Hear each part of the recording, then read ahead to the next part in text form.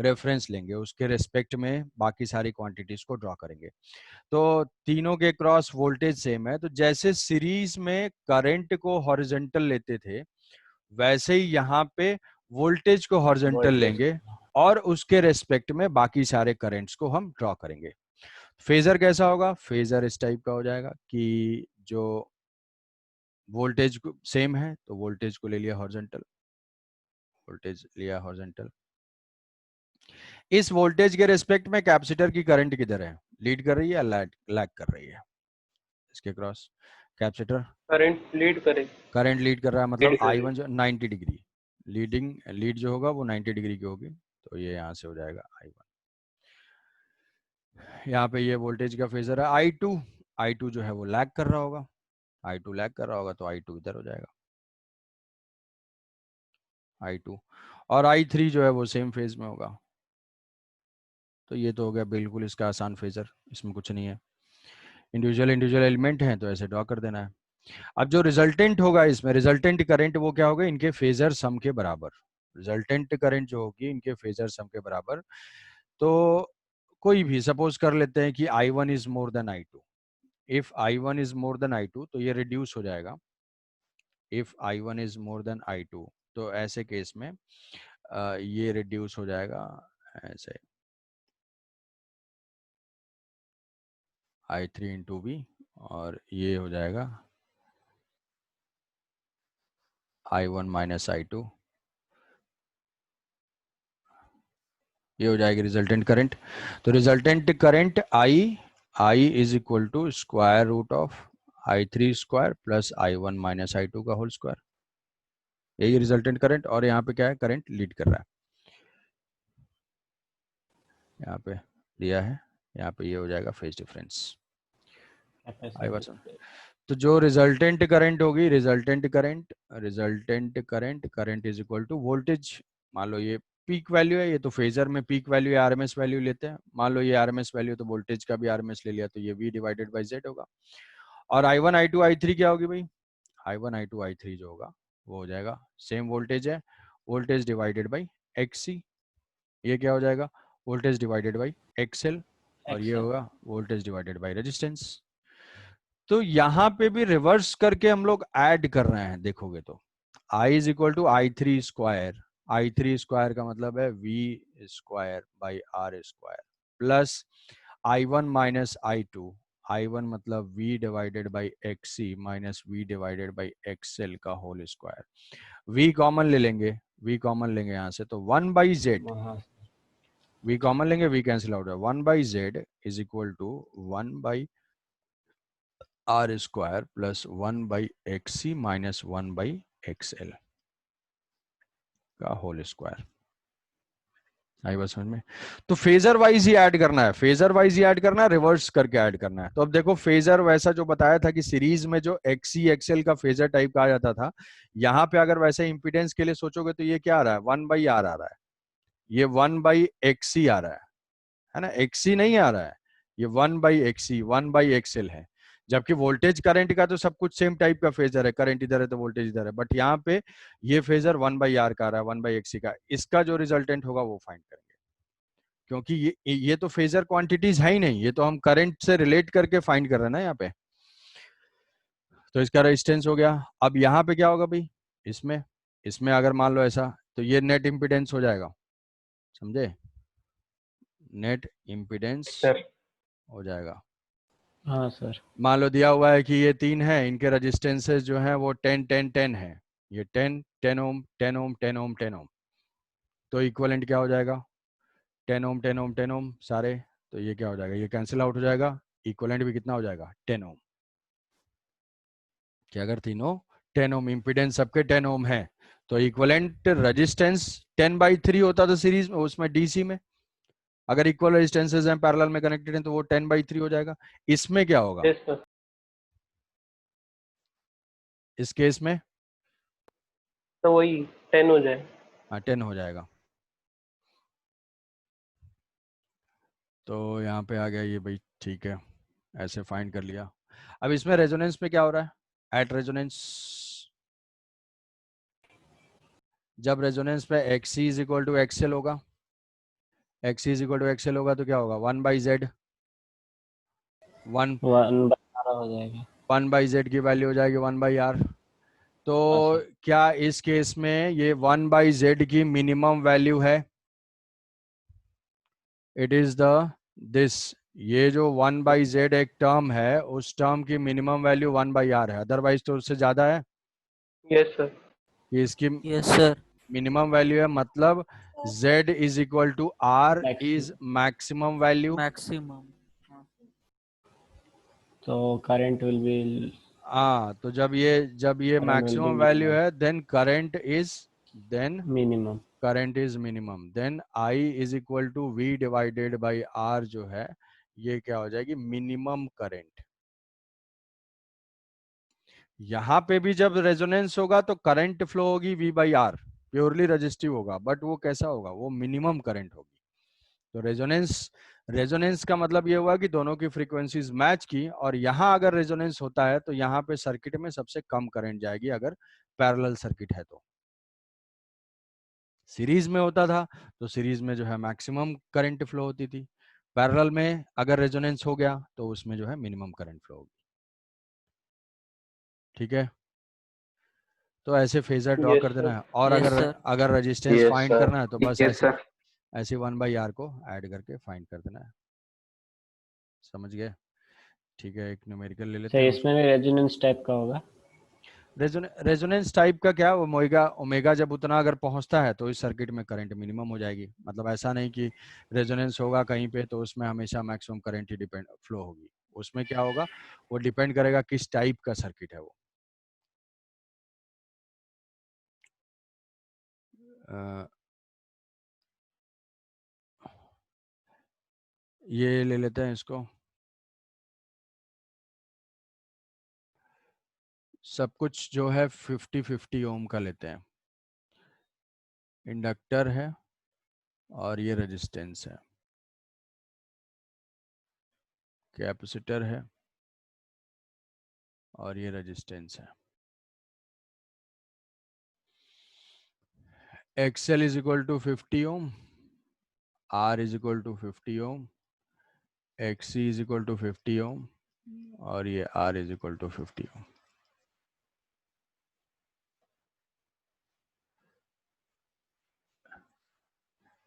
AC है और AC में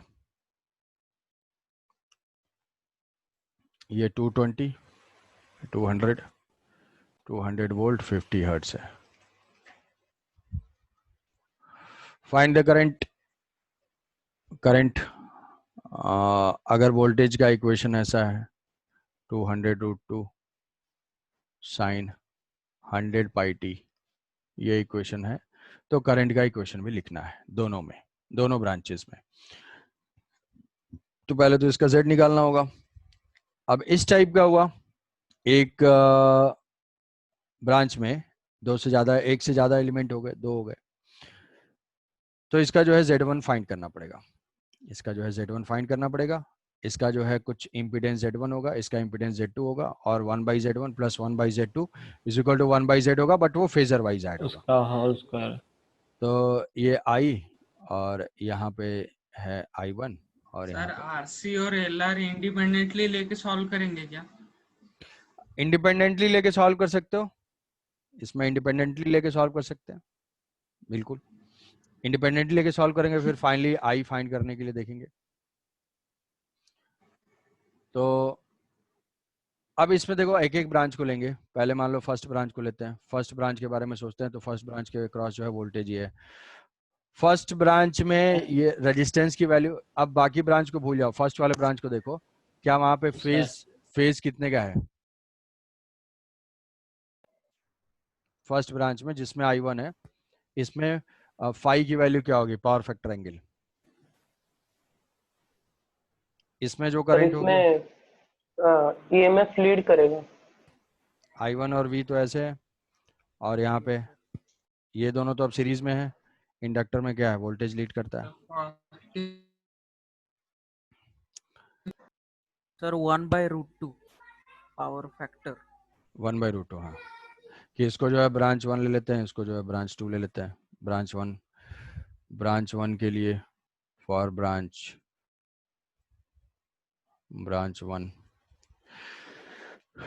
1 में करंट फ्लो हो रही है I1 से जो है ये इसके क्रॉस है VL और इसके क्रॉस है VR। तो जो रिजल्टेंट होगा इसी वेक्टर का रिजल्टेंट होगा और ये हो जाएगा V, ये हो जाएगा फाई सीरीज में हम फाइंड कर सकते हैं क्योंकि रेजिस्टेंसेस गिवन है, तो रेजिस्टेंस 50 होगा और एक्सेल भी 50 होगा, तो जो रिजल्टेंट Z होगा इसका Z1 कितना हो जाएगा, ये हो जाएगा 1, तो ये फाई की वैल्यू 45 डिग्री आ जाएगी, 45 डिग्री। तो कितनी हो गई Z1 की value, Z1 is equal to 50√2 I1 की value I1 is equal to voltage divided by Z1, V divided by Z1। V कौन सा 200 जो पैरेलल में है, डिवाइडेड बाई हो जाएगा 50√2, तो ये हुआ 2√2 एम्पियर। ये वैल्यू कौन सी है, ये आरएमएस वैल्यू है, सब कुछ आरएमएस है, आरएमएस वैल्यू। ये कौन सी वैल्यू है, ये भी आरएमएस वैल्यू है। भाई इम्पीडेंस की आरएमएस वैल्यू होती है हाँ कुछ? सर, हाँ वो तो है ही इम्पीडेंस की कौन सी आरएमएस वैल्यू? सर, वही बोल रहा हूँ ना, वो मतलब ओम है ये। तो I1 हुआ, फेज डिफरेंस 45 हो गया। सिमिलरली फॉर ब्रांच 2 के लिए, फॉर ब्रांच 2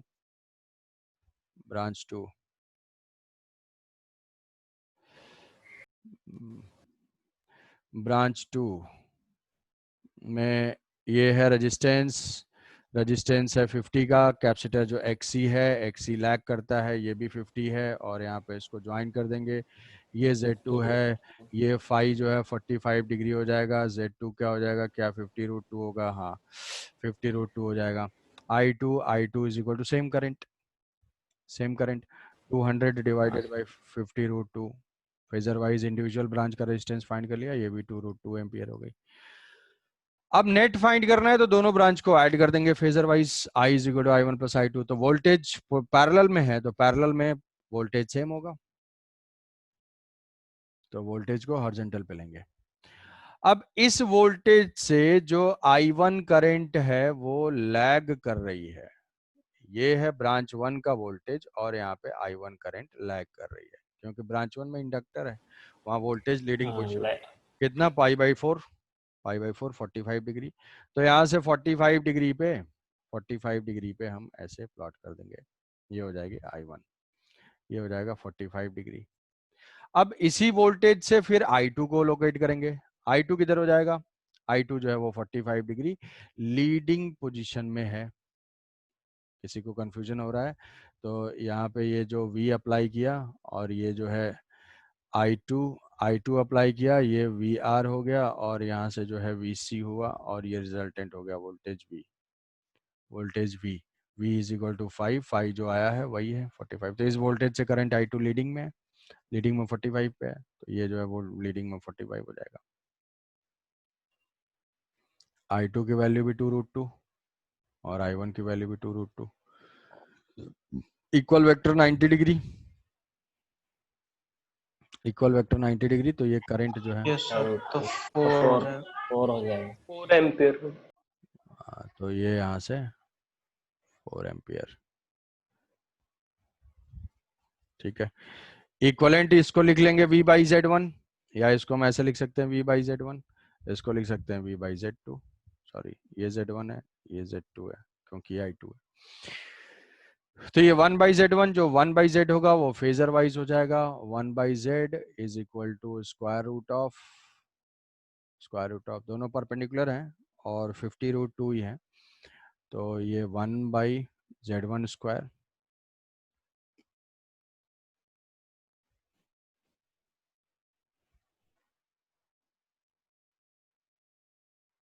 कितना आ रहा है, 50 आ जाएगा। हाँ sir, 50 Z is equal to 50, yes sir. 50 ohm. Current आ गई, रिजल्टेंट करंट इसके फेजर से फाइंड कर लेंगे, ये करंट हो जाएगी 4 ampere, I is equal to 4 ampere, I is equal to phasor sum of I1 plus I2, तो ये हो जाएगा 4 एम्पियर, 4 एम्पियर, और ये 20 है, 200 है, तो वहाँ से भी Z फाइंड कर सकते हैं। यहाँ पे V 200 है, करंट 4 है, तो जो Z है क्या 50 ओम, Z 50 ओम। तो इक्वेशन जो हो जाएगा, इक्वेशन क्या सेम रहेगा, इक्वेशन बिल्कुल सेम रहेगा। वोल्टेज से हमें करंट का इक्वेशन लिखना है, तो फेज डिफरेंस तो कुछ भी चेंज नहीं होगा, तो ये हो जाएगा 4। और ये कौन सी वैल्यू है, आरएमएस, आरएमएस से लिखना होता है यहाँ पे पीक, यहाँ पे साइन, और 100 पाई टी सेम फेज में होगा।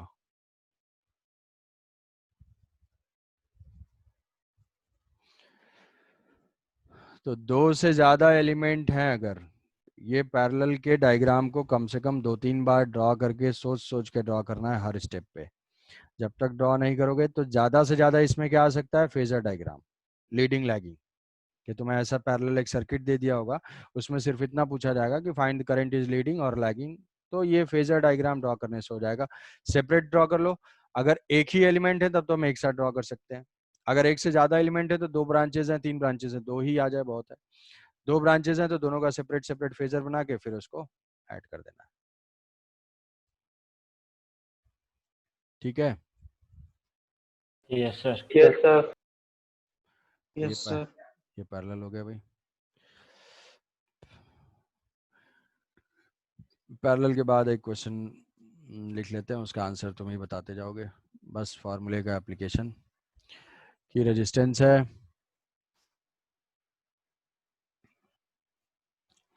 रेजिस्टेंस है यहाँ से, इंडक्टेंस है, कैपेसिटेंस है, सोर्स वही पुराना जो शुरू से चल रहा है 250 वाला,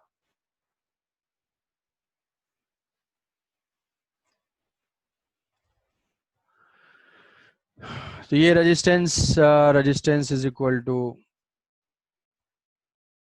300,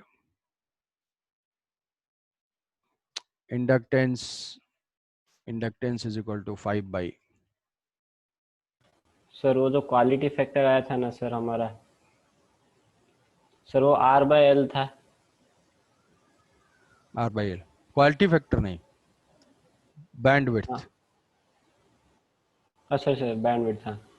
तो सर वो उसका तो जो हमारा मतलब ऐसा यूनिट है वो 1/T हुआ ना सर, तो सर वो कैसे ये हुआ, मतलब बैंडविड्थ के साथ कैसे रिलेट हुआ सर?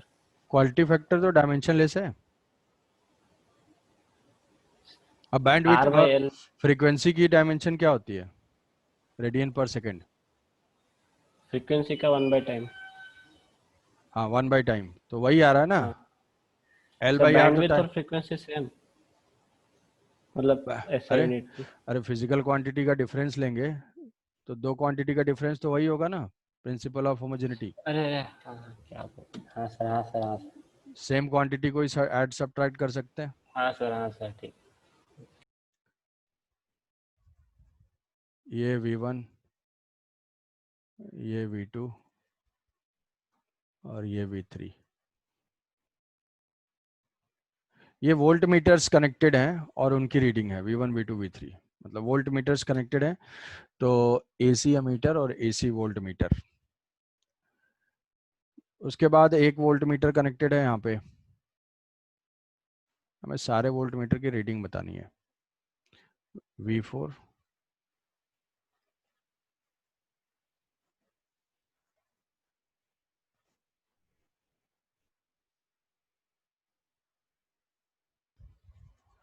V5,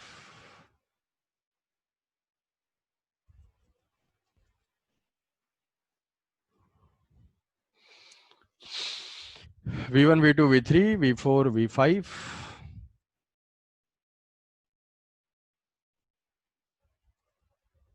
ठीक है, एक तो टोटल तो अप्लाइड के बराबर है ही। तो इससे पहले बता दो यार, इम्पीडेंस क्या होगा।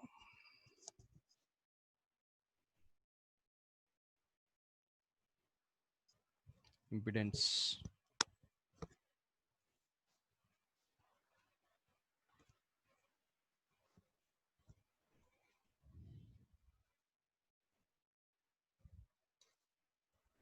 सर इसमें एक्सी बहुत ही छोटा आ रहा है। हाँ सर, 10⁻⁻4। अब माइक्रो भी है वहाँ पे। 100 आ रहा है। हाँ 100। बहुत ही छोटा इसलिए आ रहा है क्योंकि तुम बहुत ही बड़ी गलती कर रहे हो, माइक्रो यस को सर। छोड़ दे रहे हो। बड़ी गलती से याद आया, स्पंदन तो होगा नहीं। सर इम्पीडेंस 500 आ रहा है। इम्पीडेंस 500 आएगा। आपको सब वैल्यूज याद है क्या सर? ऐसे मतलब एग्जैक्ट आ जा रहा है। है ये ओमेगा एल जो X 500। XL is equal to omega L. Omega जो है ये 100 है, तब तक समझ गए होगे। ये 100 pi into L is equal to 5/पाई। पाई पाई कैंसिल आउट होगा। इस 500 ओम आई एक्सी की value, X is equal to 1/ओमेगा सी। ये हो जाएगा 1/100 pi. 100 pi into C, C is equal to 100/पाई इंटू, ये माइक्रो है छूट रहा होगा जो भी गलत कर रहे होंगे। ये पाई पाई कैंसिल आउट हो जाएगा, 10⁻²। ये हो जाएगा 100 ओम। 100 ओम। इम्पिडेंस डायग्राम, रेजिस्टेंस तो गिवन ही है, R इज इक्वल टू 300 ओम। तो इसका जो है इम्पिडेंस डायग्राम ड्रॉ कर देना है। क्योंकि इम्पिडेंस से हम क्या करेंगे, पहले इम्पिडेंस फाइंड कर लेंगे, फिर उससे करंट फाइंड कर लेंगे, करंट से फिर I into XC, I into XL, I into R कर देंगे तो वो वोल्टेजेस आ जाएंगे। फिर उनको फेजर वाइज ऐड कर देंगे तो ये सारे वोल्ट मीटर की रीडिंग V4 और V5 आ जाएंगे। तो ये 300 और ये एक्सएल है 500। एक्सएल इधर होता था 500 माइनस। और ये जो है 100। जो रिजल्टेंट होगा, रिजल्टेंट ये दोनों कैंसिल आउट हो गए। यहाँ पे नेट जो बनेगा, net impedance Z is equal to R square, मतलब 300 का square, plus XL minus XC मतलब 500 माइनस 100 का स्क्वायर रूट। तो ये Z is equal to 500 ohm sir current. V1 V2 V3 120 200 और 40 वोल्ट आ रहा है। अच्छा ठीक है, तो ये 2 V divided by Z, 200 divided by Z, तो ये हो जाएगा 2/5 एम्पियर। और ये वैल्यू ध्यान रहे कौन सी है, RMS। उसके बाद V1 फाइंड करना है। V1 is equal to I into R, sorry V1 है I इंटू आर, तो 2/5 इंटू रजिस्टेंस है 300, तो ये हो जाएगा 120 वोल्ट। V2 जो है इंडक्टर था शायद, इसके बाद इंडक्टर और उसके बाद कैपेसिटर। इंडक्टर का है 500। V2 is equal to I into XL, I की वैल्यू 2/5, एक्सएल की वैल्यू 500, तो ये आ जाएगा 200। ठीक है ना, 200 volt. And V3 is equal to 2/5 into, ये कितना आया था, 100 आया था, 100। तो ये 40 वोल्ट। अब उसके बाद V1 V2 फाइंड करना, V3 के बाद V4 शायद इंडक्टर और इसका, तो डायरेक्ट नहीं ऐड करेंगे। V4 फाइंड करना है तो ऐड स्केलर कर वाइज दो। नहीं, phasor wise add, phasor wise add करना है। V4 फाइंड करने का मतलब है ये दोनों, ऐसा नहीं 320 नहीं होगा। V4 is equal to V1 plus V2, ये फेजर वाइज है, it is not equal to 320। ठीक है, इसको जो है ध्यान रहिए। Yes sir. तो इसको फेजर वाइज ऐड करेंगे। V1 तो सेम फेज में होगा और V2 जो है एक्सेल के क्रॉस है तो वो लीड करता है, तो ये हो जाएगा 120 और ये हो जाएगा 200।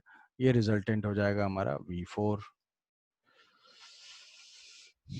कितनी वैल्यू आ रही है भाई, V4 is equal to square root of 120 का होल स्क्वायर प्लस 200 का होल स्क्वायर। कुछ आ रहा है इसका, 10√544। 10 रूट, हाँ सर। कुछ 542। 544 आ रहा 544। है। 10√544। 544।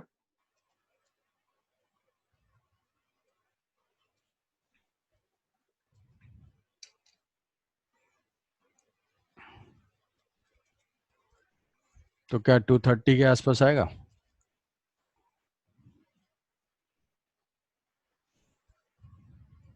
हाँ सर। जी सर 230। Yes sir. V5 में ऐड करना है उसको। V5 के लिए फिर से ऐड कर देंगे। V5 किसको किसको ऐड करेंगे? V5 में तो वो है ना कैपेसिटर और वो, तो हाँ कैपेसिटर सर कैपेसिटर है। हाँ, तो दोनों तो एंटी 260 पैरेलल ही सर होते हैं। 320 रूट 17 आएगा उसका। किसका? सर ये जो वी कैलकुलेट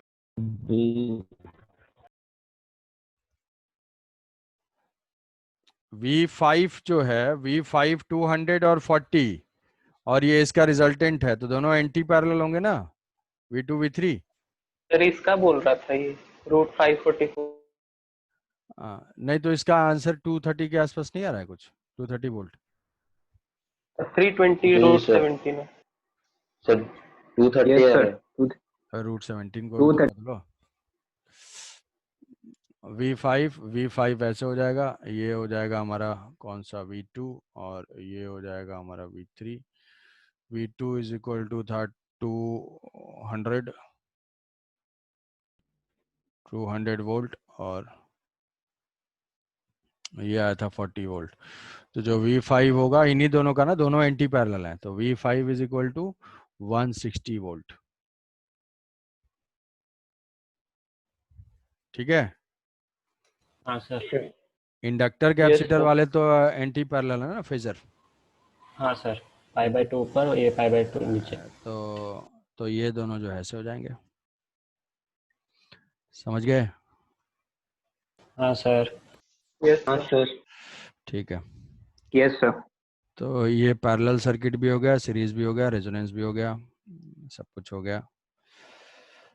अब इसमें बचा हुआ हमारा इलेक्ट्रोमैग्नेटिक इंडक्शन का बचा हुआ है ट्रांसफार्मर डिवाइस। जो हम पढ़ेंगे ट्रांसफार्मर जो है वो एसी के लिए काम करता है। तो इसमें एनसीईआरटी में एलसी दिया हुआ है। एलसी हम लोग पहले ही पढ़ चुके हैं। तो एक तो एलसी है और दूसरा है ट्रांसफार्मर। तो ये दो चीज, एलसी तो हो चुका है। एक पॉइंट्स जो है वो पॉइंट्स मैंने तुम्हें बता दिया है, उसमें नोट्स की differentiate between AC ammeter and DC ammeter, इस टाइप का। Yes sir. कि AC voltmeter and ammeter, AC voltmeter and ammeter versus DC voltmeter and ammeter. इन दोनों में हमें डिफरेंशिएट करना है।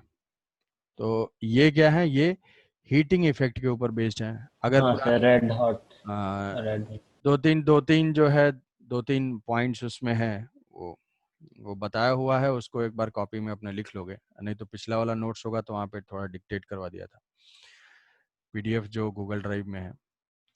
तो इसमें क्या है कि उसमें गूगल ड्राइव में एसी चैप्टर अलग नहीं है, वो ईएमआई एसी एक ही हाँ साथ सर, ईएमआई के अंदर है, ईएमआई के अंदर है। हाँ सर। 72 तो पेज नंबर। यहाँ पे क्या है, it is based on heating effect of current. ये जो है हीटिंग इफेक्ट ऑफ करंट के ऊपर बेस्ड है। इसका प्रिंसिपल क्या है? इसका प्रिंसिपल है torque magnetic acting on coil, current carrying loop. ये जो है इसीलिए हम इसको बोलते हैं हीटिंग इफेक्ट ऑफ करंट के ऊपर बेस्ड है। हीटिंग इफेक्ट ऑफ करंट के ऊपर, तो ये हार्डवेयर इंस्ट्रूमेंट है, और ये जो है मूविंग कॉइल गैल्वेनोमीटर से बनाए जाते हैं। तो ये हीटिंग इफेक्ट ऑफ करंट पे बेस्ड है। तो ये हमेशा वीआरएमएस एंड आईआरएमएस फाइंड करते हैं, मोस्ट ऑफ द फाइंड करते हैं। And it cannot be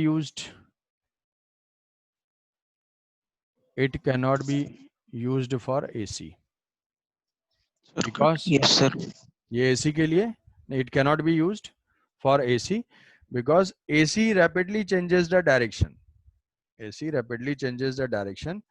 So average current due to AC is 0.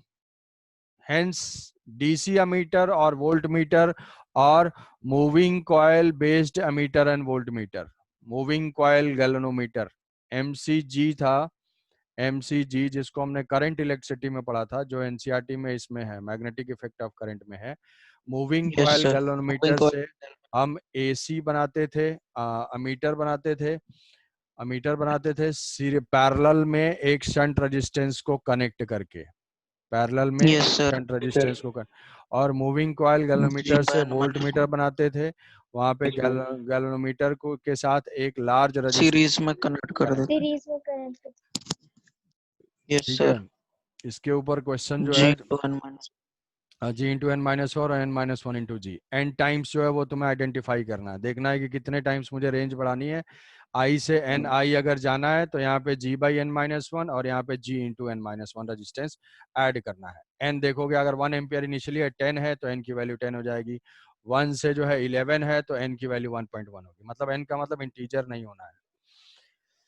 तो ये मूविंग कॉइल गैल्वेनोमीटर ये टॉर्क के ऊपर प्रिंसिपल पे बेस्ड है, इसीलिए जो वो नेट डिफ्लेक्शन 0 दिखाते हैं और इसीलिए ये एसी में यूज नहीं हो सकते हैं। बट इसका एडवांटेज क्या है कि it can be used in AC as well as DC. ठीक है, तो थोड़ा सा ये पॉइंट तुमको लिख लेना है, पॉइंट्स यही हैं, इसमें 2-3 पॉइंट्स जो हैं इसी को बना के लिख लेना है। Differentiate between AC ammeter and volt meter. और कॉम्पिटिटिव एग्जाम के लिए क्वेश्चन है कि which of the following statements are correct regarding the AC ammeter and volt meter, ऐसा, या which of the statements is correct regarding the AC circuit. तो AC circuit में एक V is equal to I Z लिख दिया, V not is equal to I not लिख दिया, बोल दिया कि AC ammeter voltmeter can be used for AC as well as DC.